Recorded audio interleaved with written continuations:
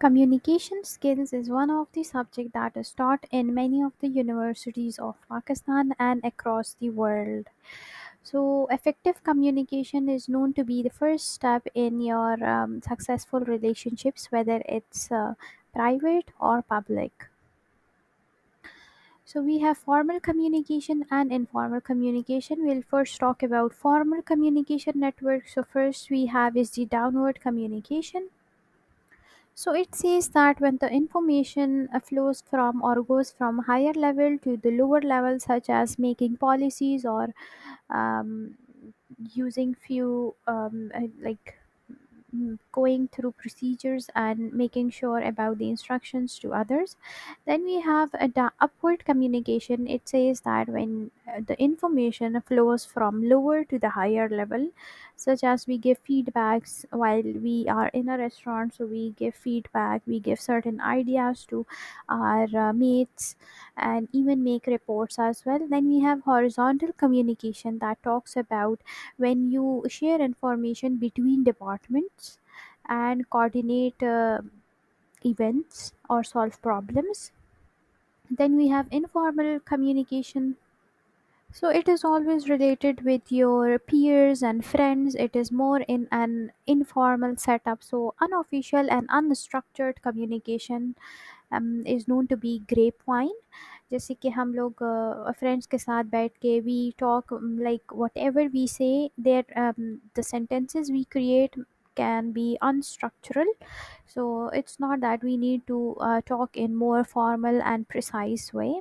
We can talk anything about our personal life and relationships, the connection between people. Then we have social interaction. It's more the casual conversation, the when we meet our friends somewhere in social activities or in coffee breaks.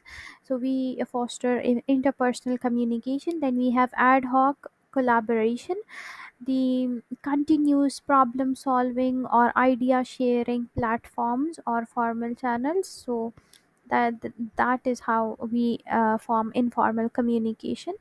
Then we have a few examples of formal, such as we have team meeting, the regular meeting or gatherings on describing objectives or of certain institute or topic. Then we have email correspondence, the official written communication for tasks.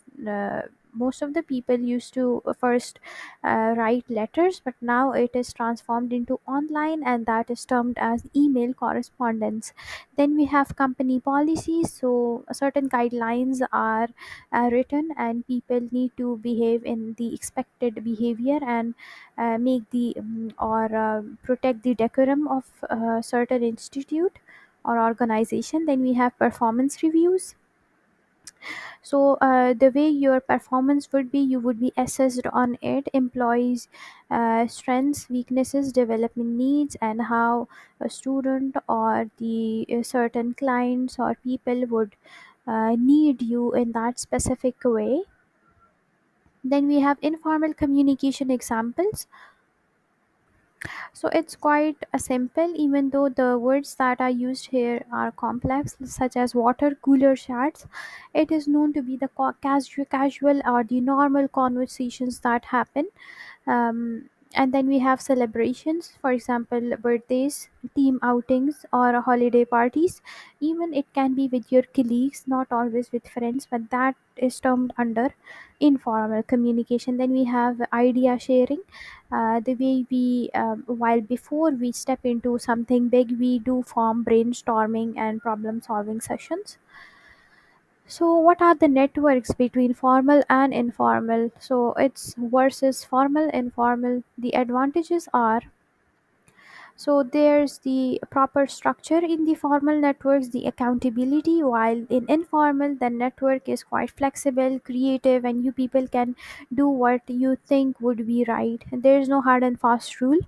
Then we have a disadvantages. So formal networks can be slow and rigid, while informal can be um, sometimes people do say that okay, this is the false information that is spreading, or that is the fake information that is spreading throughout social media. So informal networks can be a threat to the society in spreading informal or misinformation about things that people are quite sensitive about. Then we have a balance. So effective organizations leverage both formal and informal communications because they need to achieve optimal results. Because whenever you go with only formal, then there's the kind of rigidity, and if you go with the whole informal, then there's no balance between formal and then what's the point of running an institute or an organization under the informal communication? So there should be a balance between both.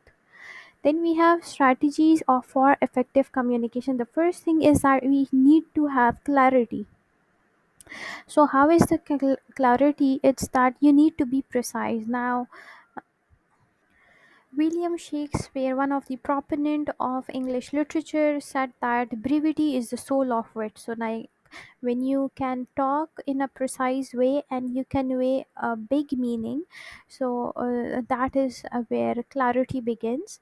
So, therefore, you need to be concise and precise, and there should be it should be unambiguous. There shouldn't be that thing. Okay, when people have doubts about it, tailored to the audience. Then we have feedback. So, encourage open dialogue where people can actively listen and understand the concerns, ideas, and the objectives as well. Then we have collaborations, fostering a culture, teamwork, and cross-functional corporations. So we do collaborate with different institutes, organizations, so that we can build a culture of teamwork. In conclusion, I would say that effective communication, both formal informal, is the foundation for organizational success. If you don't keep the thing effective communication in line, so your organization would collapse, because effective communication is one of the key to have a successful environment and the success of the organization. So these are the making it a leverage, like strengths of each approach, so leaders can create a thriving collaboration environment. So effective communication is therefore very important. This is the end of the video. Kindly subscribe to my channel.